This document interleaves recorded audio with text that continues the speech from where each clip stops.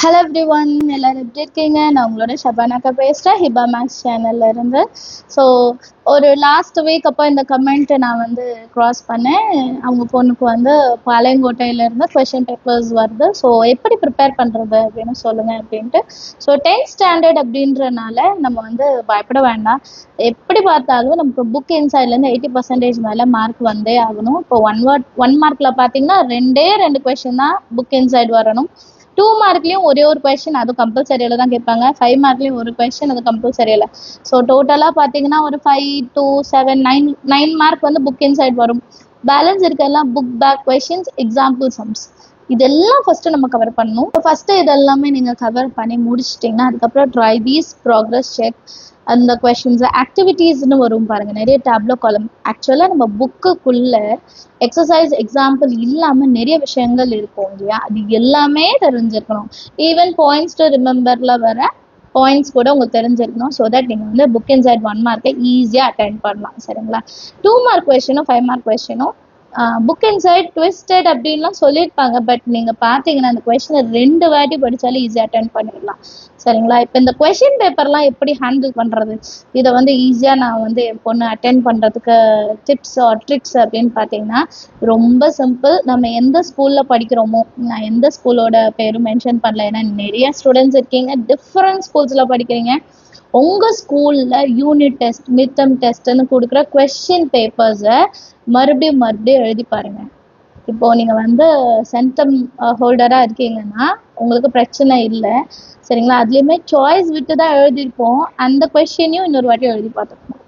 சரிங்களா? நம்ம ஸ்கூல்ல ப்ரிப்பேர் பண்ற கொஸ்டின் பேப்பர் மாதிரி வேற இம்பார்ட்டன்ட் கொஸ்டின்ஸ் எடுத்து எங்கேயுமே கிடைக்காதுங்க. ஏன்னா ஒரு ஸ்கூலு இப்போ காம்படிஷன்ஸ் அதிகம்.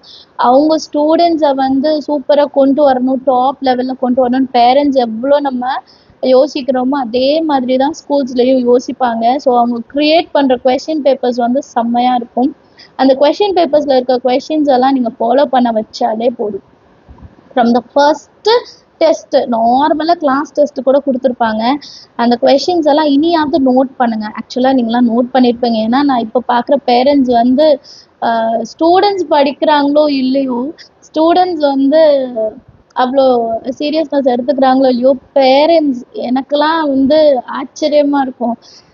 பேரண்ட்ஸ் இவ்வளோ ஒர்க் எடுக்கிறீங்க. ஆக்சுவலாக உங்களுக்கும் ஒர்க் இருக்கு, நீங்களும் ஒர்க் போறீங்க. பட் உங்கள் பசங்களுக்கு வந்து நீங்கள் போடுற ஒரு எஃபர்ட் இருக்கு பார்த்தீங்களா, சான்ஸே இல்லைங்க. அவ்வளோ ஒர்க் பண்ணுறீங்க. எழுதி கொண்டு கொடுக்குற பேரண்ட்ஸ் இருக்காங்க இன்ன வரைக்கும் 10th ஸ்டாண்டர்டுக்கு. நான் நினைப்பேன் நான்லாம் இப்படி செய்ய மாட்டேன் என் பொண்ணுக்கு அப்படின்னு சொல்லிட்டு. பட் ஸ்டில் உங்களெல்லாம் நினைச்சா எனக்கு அவ்வளோ ப்ரௌடாக இருக்கு. நீங்கள் அவ்வளோ ஒர்க் எடுத்துக்கிறீங்க, அவ்வளோ எஃபர்ட் எடுக்கிறீங்க. ஆனால் உங்கள் பசங்களை நீங்கள் ஸ்ட்ரெஸ் பண்ணுறதும் இல்லை. அதையும் நான் இப்போ பார்க்குறேன். ரொம்ப வந்து ஹாப்பியாக இருக்கு இப்போ இந்த செட் ஆஃப் பேரண்ட்ஸை பார்க்குறதுக்கு. எவ்வளோ ஒர்க் நீங்கள் பண்ணுறீங்க, பட் அவங்கள டென்ஷன் ஆக்காமல் அழகாக கொண்டு போகிறீங்க. ஒரு ஃப்ரெண்டாக சொல்கிறேன் நான், ஏன்னா நிறைய பேரண்ட்ஸை நான் பார்க்குறேன்.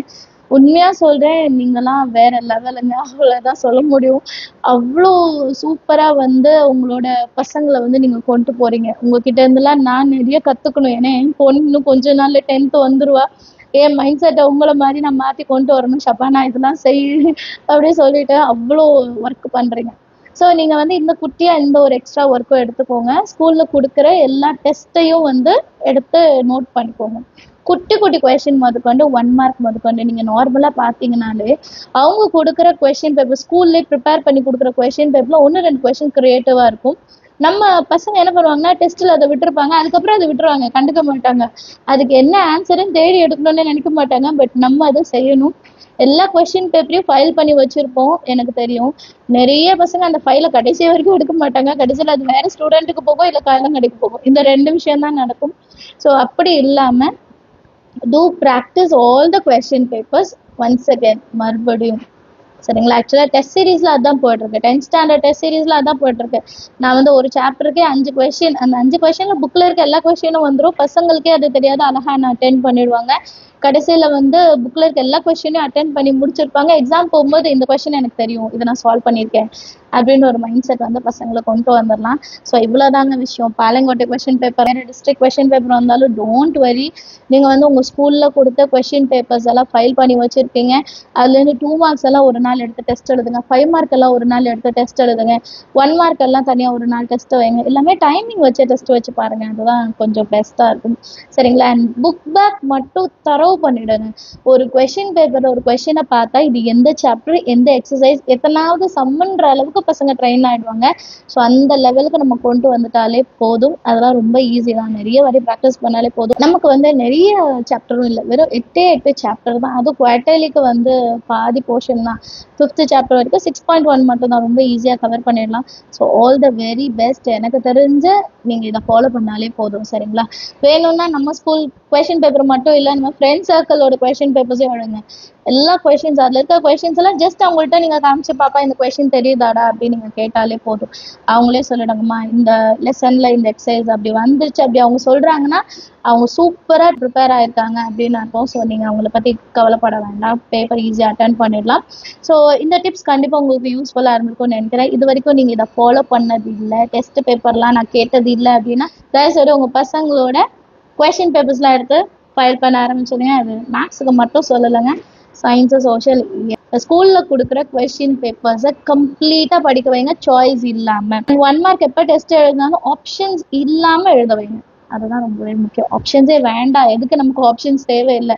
அது வந்து ஃபிலப்ஸ் மாதிரியே ட்ரைன் பண்ணுங்க. ஏன்னா சயின்ஸ்லலாம் 1 மார்க் தான் அதிகமாக 2 மார்க்கில் கேட்பாங்க இல்லை. Thank you so much. நமக்கு வேறு ஏதாவது டவுட் இருக்குது, வேறு ஏதாவது பற்றி நம்ம டிஸ்கஸ் பண்ணோம் அப்படின்னா மறக்காமல் கமெண்ட் செஷனில் கேளுங்க. அடுத்த வீடியோவில் அதை பற்றி நம்ம டிஸ்கஸ் பண்ணலாம்.